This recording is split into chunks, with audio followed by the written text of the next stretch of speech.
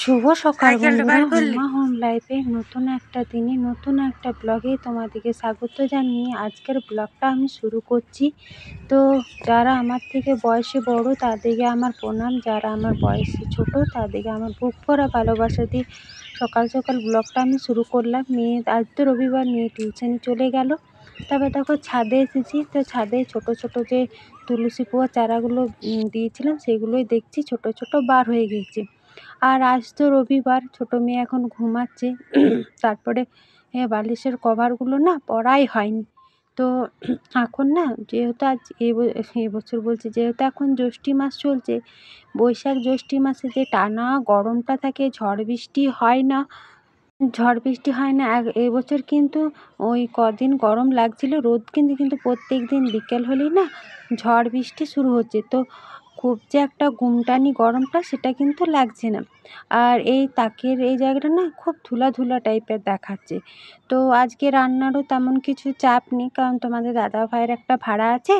ওই 9:30 10টার দিকে চলে যাবে, আর সে 4টের সময় আসবে। দুপুরে খাওয়া দাওয়া করবে না, আমরা 3 মা মেয়ে কিছু একটা রান্না করে খেয়ে নেবো।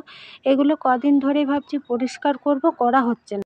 তো কদিন ধরে ভাবছি পরিষ্কার করব, তো ধুলা দেখাচ্ছে, এগুলো মুছে আবার জায়গার জিনিস জায়গা মতো রেখে দিলাম।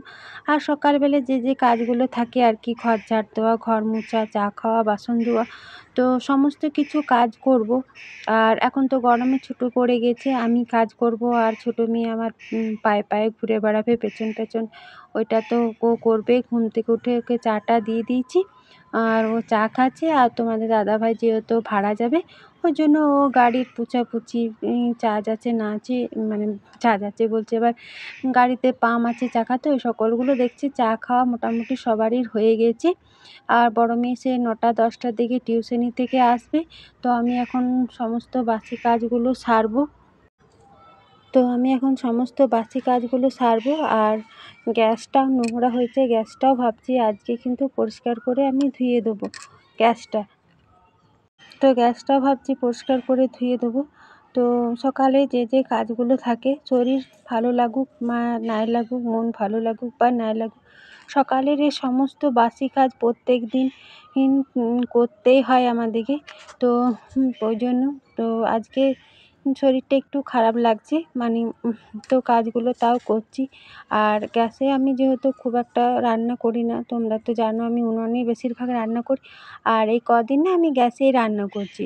আর জানো তো গ্যাসে কেন রান্না করি না? এই যে একটা ধোয়াধুয়ি, একবার নিরমা গুঁড়ি দিয়ে ধুয়ো, জল ঢালো, বার্নারগুলো ধুয়ো, খুব একটা ঝামেলা লাগে আমার।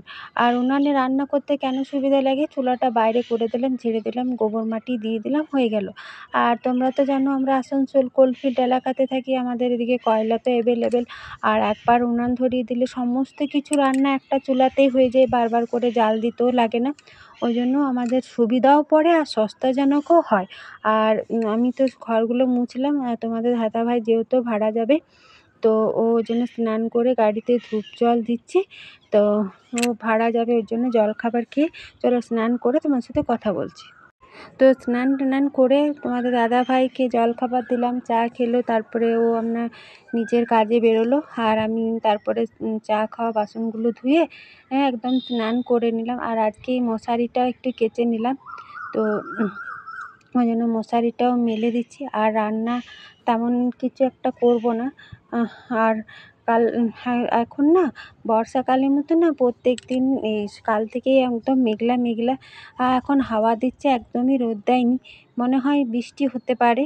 তো তাও মেলে দিচ্ছি, এখন যেহেতু মেঘটা খুব একটা কালো করে আসেনি, মেলে দিই, যতটুকু হাওয়াতে শুকোয় যাবে।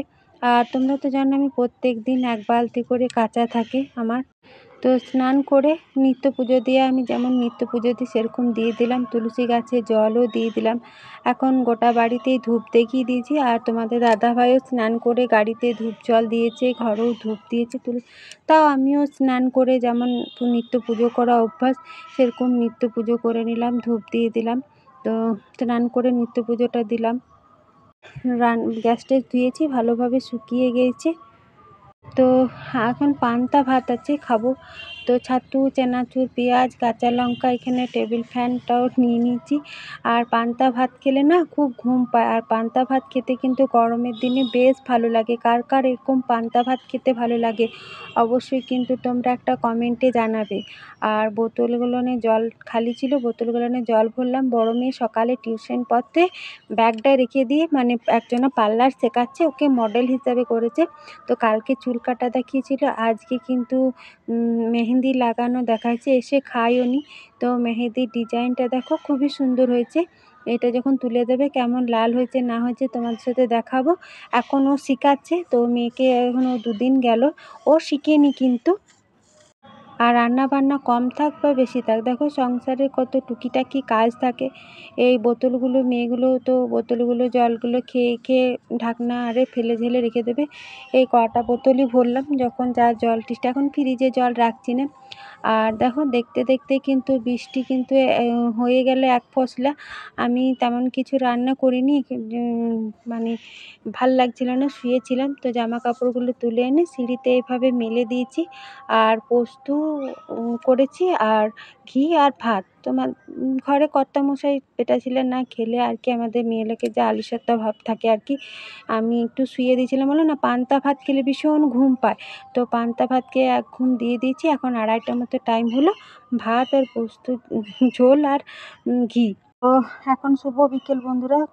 তোমাদের দাদাভাই এলো, 4টে মতো টাইম হলো। আর ও বলছে আমি খেয়ে আসিনি, কি জ্বালা। তখন ভাবলাম যে খেয়ে আসবে, তো এখন 4টে মতন টাইম হচ্ছে, জল খাবার নাকি খেয়েছে। মেয়ে দেখানো, মানে মেয়ে দেখতে গিয়েছিল আর কি। তো ও যায়নি, মানে ওর গাড়িতে আর কি ভাড়া গেছিলো। তো যে মিষ্টি জল চাটা খেয়েছে। তো আমি তো পোস্তর ঝোল আর ভাত করেছি, এইটুকু আমাদের মতন, আমি ভাবলাম খেয়ে আসবে। তো ভাত একটু আছে, তো ওই জন্য গরম গরম আলু ভেজে দিচ্ছি, তো এখন খেয়ে নেবে। আমি ভাবলাম একবার, আমার ফোনে ব্যালেন্স নেই, আমি তাহলে ফোনে একবার বললাম যে ভাত খাও না খাও আমাকে একবার ফোন করে বলবে। দেখো বলেনি, আমি ভাবছি হয়তো খেয়ে এসছে, তাও একটু ভাত আছে, তো গরম গরম ভাত, আলু ভাত, একটু মুড়ি, আলু টালু ভাজা দিয়ে দেবো। তো আজকের ভিডিওটা কেমন লাগলো অবশ্যই তোমরা একটা কমেন্টে জানিও। আর ভালো লাগলে অবশ্যই চ্যানেলটা সাবস্ক্রাইব